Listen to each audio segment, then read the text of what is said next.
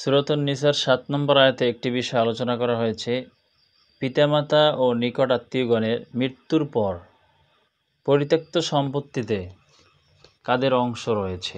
আমরা দেখতে পাই আমাদের সমাজে পিতামাতার মৃত্যুর পরে যে সম্পত্তি ভাগ হয়, তখন শুধুমাত্র পুরুষ যারা রয়েছে তারাই এ সম্পদ গ্রহণ করে, কিন্তু নারীরা এখান থেকে কোনো অংশ পায় না।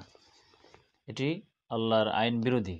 সূরাতুন নিসার ৭ নম্বর আয়াতে আল্লাহ বলছেন, লিররিজালি নাসিবুম মিম্মা তারাকাল ওয়ালিদান। পুরুষের জন্য অংশ রয়েছে যা ছেড়ে গেছে, মিম্মা তারাকাল ওয়ালিদান, যা পিতামাতা আত্মীয় স্বজনগণ ছেড়ে গেছে, ওয়াল আকরাবুন, এবং নিকট আত্মীয় স্বজনরা, ওয়ালিন নিসাই নাসিবুম মিম্মা তারাকাল ওয়ালিদান, আর নারীদের জন্য অংশ রয়েছে যা রেখে গেছে ওয়ালিদান ওয়াল আকরাবুন, পিতামাতা ও আত্মীয় স্বজনগণ, মিম্মা কাল্লা মিনহু আও কাসুর, কম হোক অথবা বেশি হোক, নাসিবাম মাফরুদা, নির্ধারিত অংশ।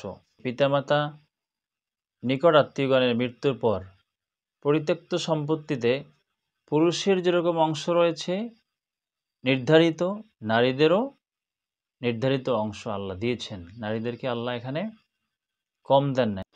৮ নম্বর আয়াতে আল্লাহ উল্লেখ করেছেন, পরিত্যক্ত সম্পত্তি যখন বন্টন করা হবে, মিরাজ যখন বন্টন হবে, তখন দূর সম্পর্কীয় আত্মীয় স্বজনগণ, এতিম, দরিদ্র সেখানে এসে উপস্থিত হয়, তখন তাদেরকে এই সম্পদ হতে, মাল হতে কিছু অংশ প্রদান করা, এটি হচ্ছে আল্লাহর একটি হুকুম। যদি কোনো কারণে কেউ না দিতে পারে, তাহলে তাদের সাথে সুন্দর ভাষায় নম্রভাবে কথা বলার জন্য আল্লাহ বলেছেন। না পারলে তাদেরকে সুন্দরভাবে মিষ্টি ভাষায় কথা বলে তাদেরকে বিদায় করে দাও, ধমক দেওয়ার কোনো প্রয়োজন নাই।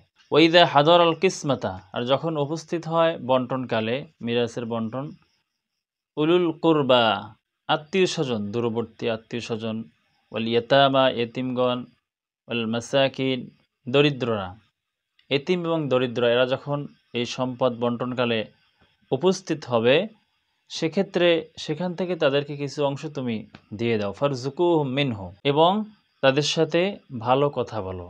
যদি তোমরা না দিতে পারো, অকুলু লাহুম কাওলাম মা'রুফা, তাদের সাথে ভালো আচরণ করো।